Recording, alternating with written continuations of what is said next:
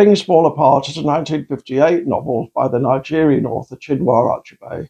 Achebe was born in 1930 in the southern part of the country when it was still under British colonial rule. He excelled at university, imbibing many of the central literary works of Western culture, although he strongly disapproved of the way certain texts depicted Africa. This review contains spoilers. Things Fall Apart is named after a line in the Irish poet W.B. Yeats's 1919 The Second Coming. It's about a region in Nigeria before and after the arrival of European colonizers, and it focuses on one man, a prominent, widely admired wrestler called Okonkwo, who becomes the guardian of his village. It's in three parts. Part one, the longest, depicts the village just before the Europeans' arrival. Parts 2 and 3 depict the gradually worsening situation afterwards, especially for Okonkwo. It's important to note that Things Fall Apart isn't a simplistic condemnation of colonialism. In his 1992 introduction to the Everyman edition, Kwame Anthony Appiah pointed out that Achebe's rigorous accounting includes columns for both profit and loss.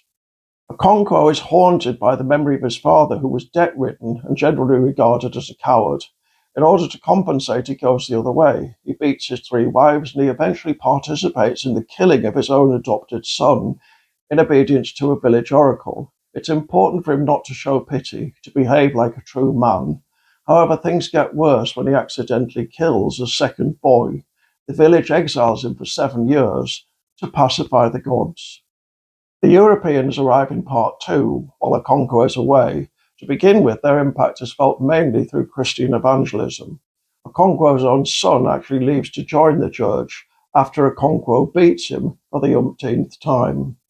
In part 3, Okonkwo returns to his home village to find it in an uproar.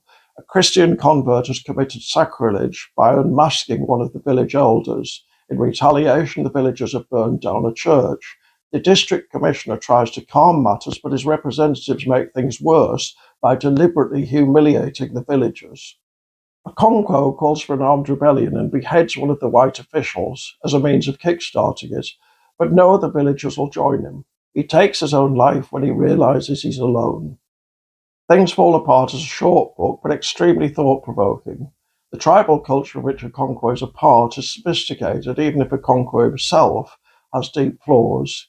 The reader can't help seeing the arrival of the Europeans as a tragedy, and their behaviour is both offensive and brutal. But of course, it's never that simple. For example, one of the things the Europeans take offence at is the tribal approach to neonate twins, which is to kill them. In part 3, we learn that several villagers have been imprisoned for precisely such an offence. In some parts of the world, that's still a problem. Channel 4's Unreported World recently examined its persistence in Madagascar. What should we do about it today? If necessary, should it be discouraged with a degree of overseas force?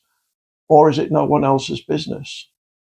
It's easy to say that the Europeans should have left the tribal culture alone, but in Things Fall Apart, the tribes in question aren't governed by any similar principle of non-interference.